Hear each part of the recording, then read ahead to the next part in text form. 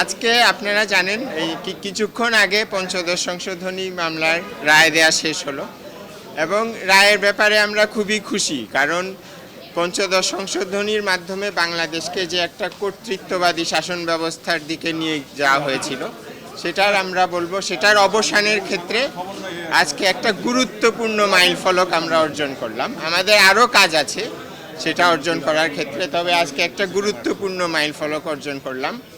এবং আপনারা জানেন দেশের কর্তৃত্ববাদী সরকার ব্যবস্থা প্রতিষ্ঠার ক্ষেত্রে অন্যতম ভূমিকা পালন করেছে তত্ত্বাবধায়ক সরকার ব্যবস্থা বাতিল করা, এবং পঞ্চদশ সংশোধনীর মাধ্যমে তত্ত্বাবধায়ক সরকার ব্যবস্থা বাতিল করার ফলে একতরফা নির্বাচনের মাধ্যমে সরকারের জবাবদিহিতার প্রয়োজনীয়তা সম্পূর্ণভাবে ধ্বংস করা হয়েছিল এবং এর মাধ্যমে নির্বাচন ব্যবস্থাকেও সম্পূর্ণভাবে ধ্বংস করা হয়েছিল।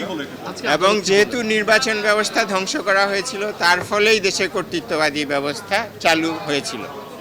এবং আজকে এই যে কর্তৃত্ববাদী ব্যবস্থা চালু হওয়ার যে সূচনা তত্ত্বাবধায়ক সরকার ব্যবস্থা বাতিলের মাধ্যমে, সেই তত্ত্বাবধায়ক সরকার ব্যবস্থা বাতিলকে অবৈধ ঘোষণা করা হলো।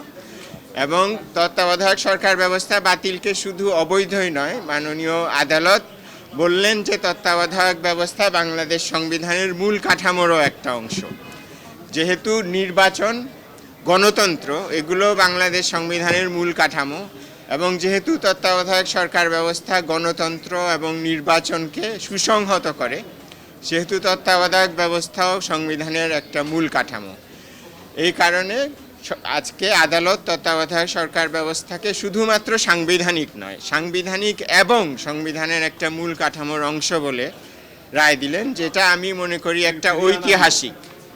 এটা ঐতিহাসিক এবং তত্ত্বাবধায়ক সরকার ব্যবস্থা ফিরে আসার ক্ষেত্রে সবচেয়ে বড় প্রতিবন্ধকতা আমি বলবো যে দূর হলো, যেটা ছিল পঞ্চদশ সংশোধনী।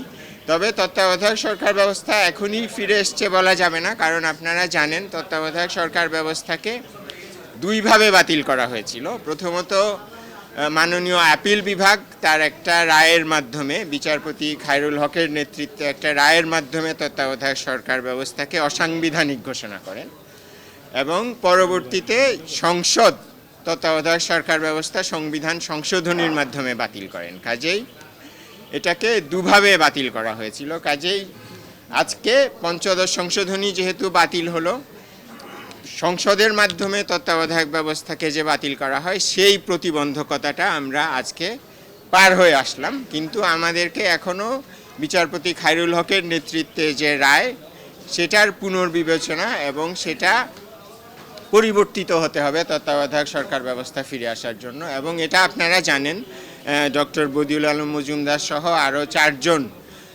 পিটিশনার একটা রিভিউ আবেদন দাখিল করেছেন মাননীয় আপিল বিভাগে, যেটা শুনানির জন্য আছে। এটা জানুয়ারির 3য় সপ্তাহে শুনানি হবে, এবং ওই রিভিউ মামলা যদি আমাদের রিভিউ আবেদনকারীদের পক্ষে নিষ্পত্তি হয় তাহলে তত্ত্বাবধায়ক সরকার ব্যবস্থা ফিরবে।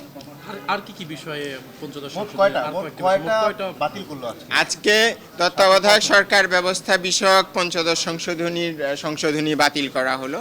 তারপরে 7-এর খ ধারা যেগুলো পঞ্চদশ সংশোধনীর মাধ্যমে যুক্ত করা হয়েছে সেগুলোকে বাতিল করা হলো। তারপরে 44 ধারায় মৌলিক অধিকার বাস্তবায়নের ক্ষমতা যে কোনো আদালতকে দেওয়ার একটা বিধান যুক্ত করা হয়েছিল, সেটাকে বাতিল করা হয়েছে। তারপরে 142 অনুচ্ছেদ সংশোধন করে সংবিধান সংশোধনীর ক্ষেত্রে কিছু কিছু ধারার ক্ষেত্রে গণভোটের বিধান ছিল, সেই গণভোটের বিধানটা বাতিল করা হয়েছিল পঞ্চদশ সংশোধনীর মাধ্যমে। কাজেই সেটাকে বাতিল করা হয়েছে, যার ফলে সংবিধানের কিছু ধারা প্রস্তাবনা সহ এবং 142 ধারা সহ সংশোধনের ক্ষেত্রে গণভোটের বিধান ফিরে এসছে আজকের রায়ের ফলে। হ্যাঁ, সেটা 7-এর খ। এবং আমি তো মনে করি যে তত্ত্বাবধায়ক সরকার ব্যবস্থা ফিরিয়ে আনাটা যেরকম ঐতিহাসিক, 7-এর ক এবং 7-এর খ বাতিল করাটাও এরকম ঐতিহাসিক। এবং অন্য যেগুলো উনি আজকের রায়ে, আমরা পঞ্চদশ সংশোধনীর আপনারা জানেন সম্পূর্ণটা বাতিল চেয়েছিলাম, তো অন্য যেগুলো আর্টিকেল উনি আজকের রায় বাতিল করেনি সেগুলোর বিষয়ে উনি বলেছেন যে সেগুলোকে উনি বৈধতাও দিচ্ছেন না, সেগুলো উনি ভবিষ্যৎ সংসদের জন্য রেখে দিচ্ছেন। ভবিষ্যৎ সংসদ জাতির প্রয়োজন অনুযায়ী সেগুলো রিভিউ করে সেগুলো রাখতে পারেন, চাইলে বাতিলও করতে পারেন। তত্ত্বাবধায়ক সরকার ব্যবস্থা ফেরার ক্ষেত্রে একটা প্রধান প্রতিবন্ধকতা আজকে দূর হলো। আরেকটা প্রতিবন্ধকতা হলো আপিল বিভাগের রায়। দলীয় সরকারের অধীনে নির্বাচনের বিধানটা বাতিল হলো। অবশ্যই সংবিধানে কার অধীনে হবে যদি আপিলের ডিভিশনও রেস্টোর করে? কোন ভবিষ্যৎ ইলেকশনের কথা বলছেন? নেক্সট যে ইলেকশনটা হবে, এরপরে যে ইলেকশনটা হবে এটা বর্তমান অন্তর্বর্তীকালীন সরকারের অধীনে হবে, যেটা প্রফেসর মোহাম্মদ ইউনূসের অধীন অন্তর্বর্তীকালীন সরকারের অধীনে হবে। এখানে আরও একটা বিষয় আপনাকে বলি, আপনাদেরকে পরিষ্কার করা উচিত, এবং এটা আমি আগেও একবার বলেছিলাম যে আজকের রায়ের মাধ্যমে তো সংবিধানের মধ্যে পঞ্চদশ তত্ত্বাবধায়ক ব্যবস্থা ফিরে এলো একরকম, কিন্তু এটা আবার আপিল বিভাগের রায়েরও একটা বিষয়বস্তু, এবং আপিল বিভাগের রায় হয়ে গেলে তত্ত্বাবধায়ক সরকার ব্যবস্থা পুরোপুরি সংবিধানে ফিরে আসবে।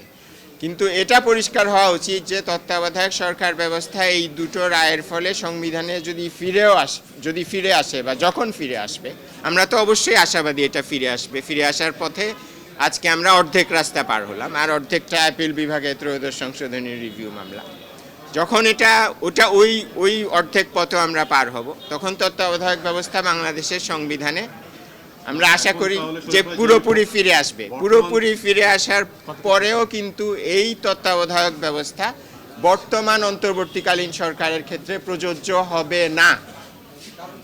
এটা কারণ হলো বর্তমান অন্তর্বর্তীকালীন সরকার এই তত্ত্বাবধায়ক ব্যবস্থার অধীনে গঠিত নয় সাধারণত, এবং এটা একটা এস্টাবলিশ প্রিন্সিপল, যে কোনো একটা কিছু যেই আইনের অধীনে গঠিত হয় তার সমাপ্তিও সেই আইনের অধীনেই হয়, এবং তার কার্যকলাপও যেই আইনের অধীনে সে গঠিত হয় সেই আইনের অধীনে পরিচালিত হয়।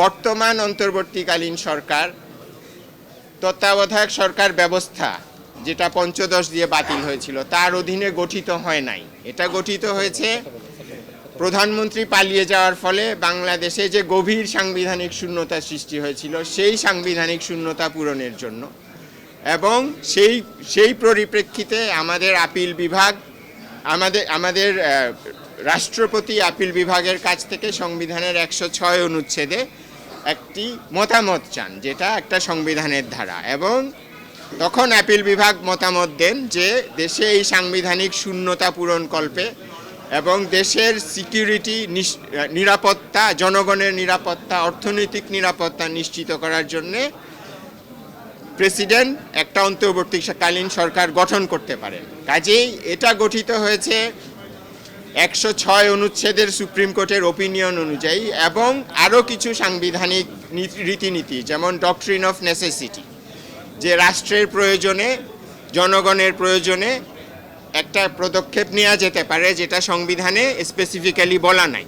এবং আপিল বিভাগের 106-এর যে ওপিনিয়ন, এখানেও বলা আছে যে অন্তর্বর্তীকালীন সরকার গঠনের ব্যাপারে সংবিধানে স্পষ্ট করে কিছু বলা নেই, এবং এটাই স্বাভাবিক যেহেতু এই জিনিসটা বাতিল হয়ে গিয়েছিল তত্ত্বাবধায়ক ব্যবস্থাটা। কাজেই এই বর্তমান প্রফেসর ইউনূসের নেতৃত্বাধীন অন্তর্বর্তীকালীন সরকার, এটার গঠনের ভিত্তি পরিপ্রেক্ষিত সম্পূর্ণ ভিন্ন।